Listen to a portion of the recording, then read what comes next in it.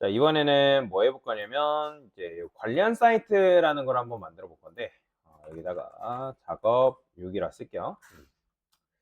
포크를 했나? 한번 봅시다. 음, 여기다가 작업 6이라 하고요. 관련 사이트 버튼 구현, 뭐 이런 식으로. 자, 그러면 이제 관련 사이트라는 게 이렇게 돼 있는데, 뭐 얘는 클릭하면 뭐 이런 식으로 얘가 이제 우측에 있는 요 화살표가 돌아가긴 하죠. 근데 이 클릭했을 때 이렇게 메뉴 나오는 거는 여러분 지금 못 구현합니다. 자바스크립트라는 걸 배워야지만 여러분들이 이 기능을 구현할 수가 있어요. 그래서 지금은 요 관련 사이트 버튼 정도만 구현을 할 건데, 자, 그러면 얘도 마찬가지예요. 지금 현재 이제 로고 박스가 있고 메뉴가 있고, 그 다음에 여기다가 div라 쓸 거고요. 음. 관련이라니까 뭐 related라고 뭐 써도 되고요. related 사이트, 사이트 btn. 그러니까 버튼이라 써도 되고, 그 다음에 뭐 박스라 써도 되고, 그런 식으로 여러분들 의미를 부여하시면 되거든요.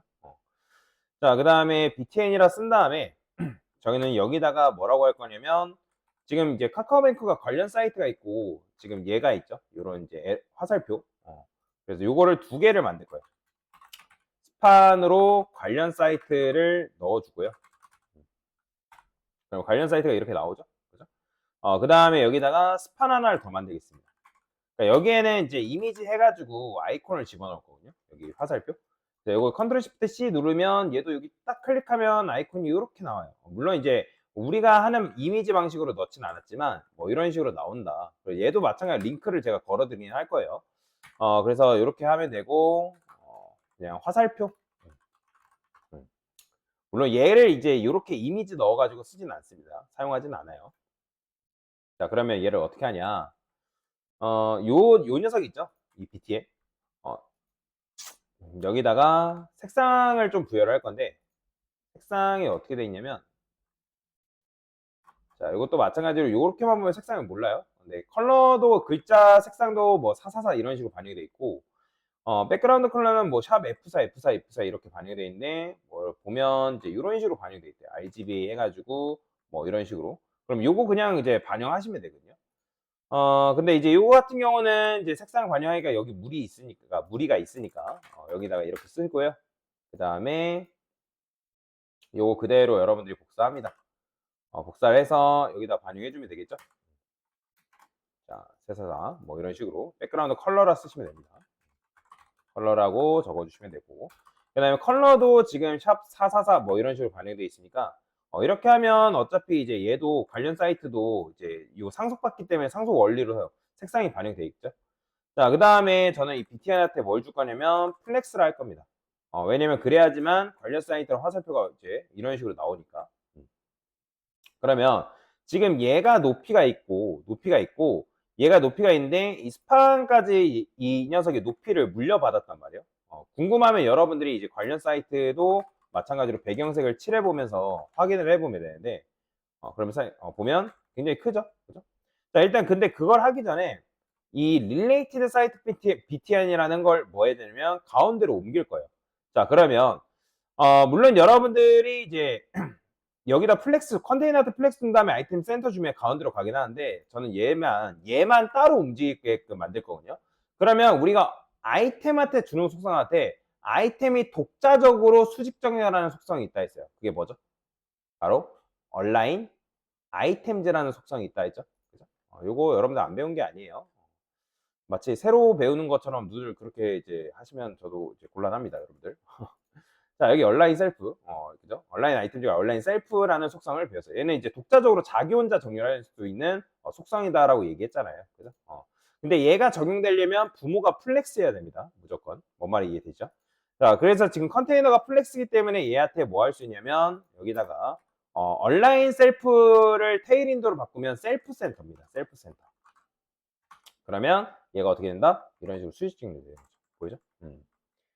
그러니까 수직 정렬 되면서 여기서 왜 이렇게 높이가 풀린 거예요?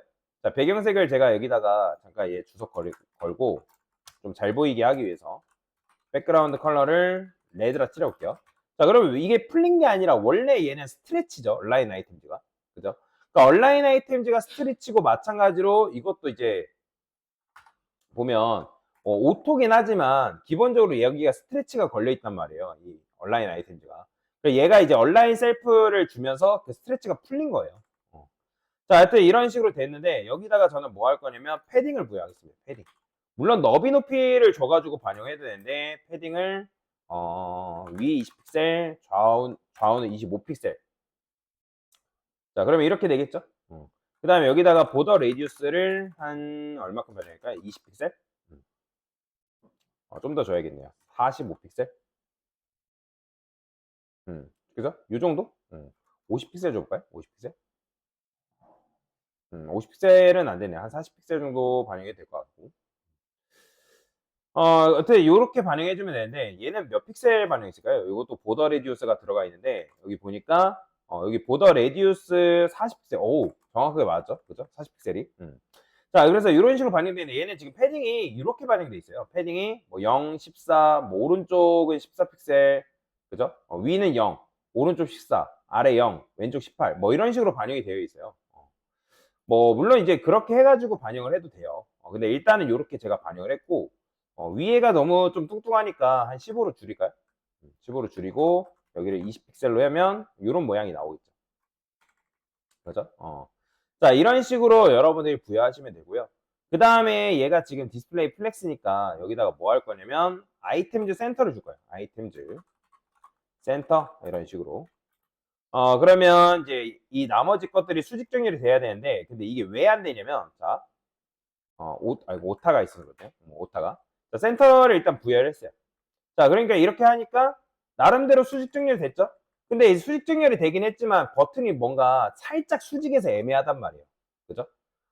그러면 그런 경우에 대해서는 요 녀석한테 여기다가 얘만 따로 골라도 돼요. 한번 볼까요? 여기다가 자, 트랜스레이트라는 속성이 있다 했죠. 트랜스레이트. 그럼 여기 있네요. 트랜스레이트를 우리가 주게 되면 X가 있고, 그 다음에 이제 Y가 있죠. Y. 그러니까 Y라는 거는 이제 내가 위로 올릴 거 아니야. Y축으로 정렬하는 속성이잖아요. 그죠? 그러니까 양수값으로 주냐, 음수값으로 주냐. 뭐 그런 차이죠. 자, 그러면 양수값으로 주면 밑으로 내려갈 거 아니에요. 그러면 음수로도 줄 수 있나요? 없으면 그냥 여러분들이 이제 진모드 써가지고 그렇게 부여하시면 되거든요. 자, 여기다가 클래스라고 쓰시고요. 아이고, 많이 가져왔죠. 트랜스레이트 Y. 다 복사가 되네요. 그럼 여기다 씁시다. 트랜스레이트 Y를 진모드 써서 제가 마이너스 5픽셀을 써볼게요. 자, 그러면 올라오긴 하죠. 여기다가 좀 색상을 다르게 해볼까요? 비지 블루 300. 얘란 말이 그죠? 얘. 근데 여기 이제 그러니까 요 녀석이에요. 요 녀석. 얘를 지금 정확하게 수직 정렬을 하고 싶어서 이렇게 준 거라고요. 그럼 여기다 이제 1픽셀만 주면 조금 더 이제 되는 거죠. 밑으로 내려 한 2픽셀이 적당하네. 자, 트랜스레이트 Y축을 마이너스 2픽셀 정도 부여한 거다. 자, 그 다음에 여기에 얘가 플렉스잖아요. 이 스판과 이 관련 사이트랑 여기 있는 얘랑 얘 사이를 벌리기 위해서 둘 중 하나한테 마진 레프트 줘도 되거든요. 근데 뭐가 있냐면 이 플렉스한테는 갭이라는 속성이 있습니다. 갭. 이 갭이라는 건 뭐냐면 정확하게 이 요소와 요소 사이에 중간에 발생한, 그러니까 중간의 공간을 여백을 부여할 수가 있어요. 그러면 제가 여기다가 어차피 위는 필요 없으니까 3픽셀을 써볼게요. 그럼 어떻게 된다? 여기 사이가 이렇게 벌어져요. 보이시나요? 제가 좀 더 많이 줘볼게요. 10픽셀. 그러면 자, 보이죠? 벌어지는 거. 딱 정확하게 얘하고 텍스트하고 이 화살표 사이에만 정확하게 이런 식으로 간격을 벌릴 수가 있다. 그래서 갭이라는 속성이 있습니다. 그럼 얘는 Y축, 얘는 X축을 말한다. 라고 보시면 돼요. 자, 그러면 이제 레드 지우고 배경색을 원상복구 시키면 되겠죠? 그렇죠? 하면 되고.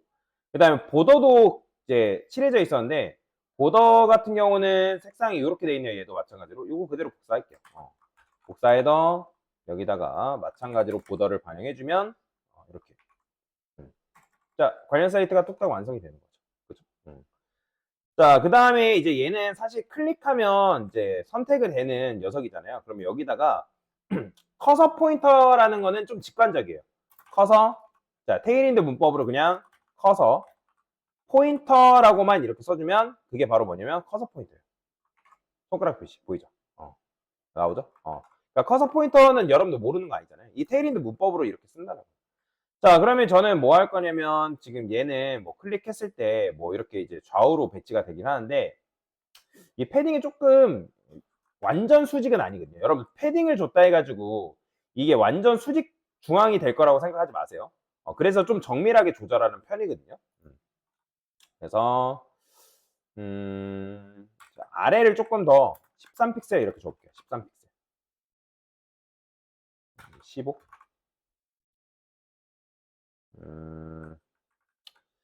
이렇게 하면 늘어나겠죠? 한 10 정도? 이 정도 주니까 좀 수직 정렬 같죠? 그죠? 나름. 그러니까 오히려 이게 낫다는 거죠. 자, 이렇게 하면 이제 위 15, 아래 10, 그 다음에 좌우 20픽셀. 이런 식으로 부여한 거고.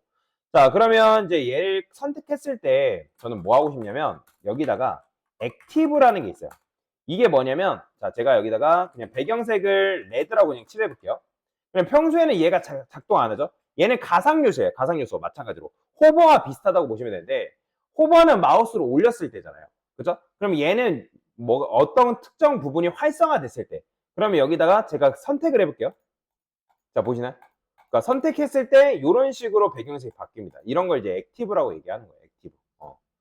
자, 그러면 저는 액티브가 되었을 때 얘가 이제 360도로 돌아갔으면 좋겠다 하면 여기다가 뭐 하면 되냐면 얘를 돌리는 게 아니라 여기 지금 두 번째 자식 누구? 스판 여기에 nth 차일드 라스트 차일드라 쓸까요? 라스트 차일드 그러면 그 녀석이 배경색을 선택하면 자, 얘한테 액티브를 하는 게 아니라 요 버튼한테 액티브가 걸리면 자 보이죠? 이런 녀석 이렇게 되는 거 그럼 저는 얘를 360도로 돌리고 싶어요. 자, 그러면 뭐 할 수 있냐면, 자, 트랜스폼 로테이트라는 속성이 있거든요. 로테이트. 자, 이거를 180DEG 이렇게 쓰면 로테이트가 회전이라는 의미예요. 요거에 대해서는 나중에 설명드릴 건데, 이거 DEG는 디그리라 해서 내가 180도를 돌리겠다라는 의미거든요. 180도. 그러면 어떻게 되냐면, 자, 보시네. 선택했을 때 돌아가죠. 그죠? 이렇게. 근데 이렇게 하면 너무 빨리 돌아가니까 여기다가 이 라스트 차일드라는 녀석한테 뭐 할 수 있냐면 이렇게 줄 수 있어요. 이것도 나중에 설명드리긴 할 건데 트랜지션이라는 속성이 있거든요. 이거는 뭐냐면 지연 효과를 부여할 때 사용하는 속성이에요. 지연 효과. 그럼 여기다 트랜스폼이라 쓴 다음에 여기다가 0.5s 자 그러면 이게 뭐냐면 0.5초예요. 5초. 0.5초.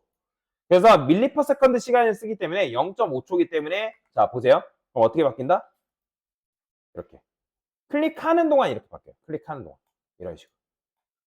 근데 이게 너무 액티브 하는 게 좀 별로다. 그러면 호버로 바꿀 수 있어요. 호버. 그럼 어떻게 된다? 마우스를 올렸을 때, 자, 보이죠? 이런 식으로 바뀌는 거. 근데 나는 이제 오른쪽으로 돌리고 싶다 하면 여기다가 여러분들이 마이너스 180디그리라 쓰면 됩니다. 그러면 이런 식으로 오른쪽으로 돌아가죠. 왜냐면 지금 카카오뱅크가 오른쪽으로 돌아가고 있으니까. 이게 낫겠네요. 액티브보다는 이게 낫네요. 그래서 이런 식으로 하면 이 관련 사이트 버튼도 완성이 되는 거다라고 보시면 돼요. 그러니까 물론 실제 이렇게 만들진 않아요. 이거는 똑같거든요. 이거는 비슷한데 이렇게 만듭니다. 그러면 이제 여러분들 이렇게 생각, 강사님 그러면 호버했을 때 트랜지션 하면 되는 거 아닌가요? 자 보세요. 제가 호버했을 때 트랜지션 했어요. 그러면 자 잘 되죠? 근데 언제 문제가 발생하냐면 마우스를 뗐을 때 보이죠?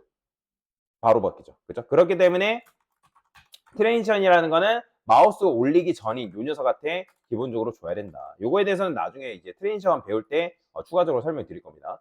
자 이렇게 하면 관련 사이트 버튼을 여러분들 만들어낼 수가 있다. 얘는 밑줄 없잖아요. 이런 식으로 구현할 수 있습니다. 됐습니다.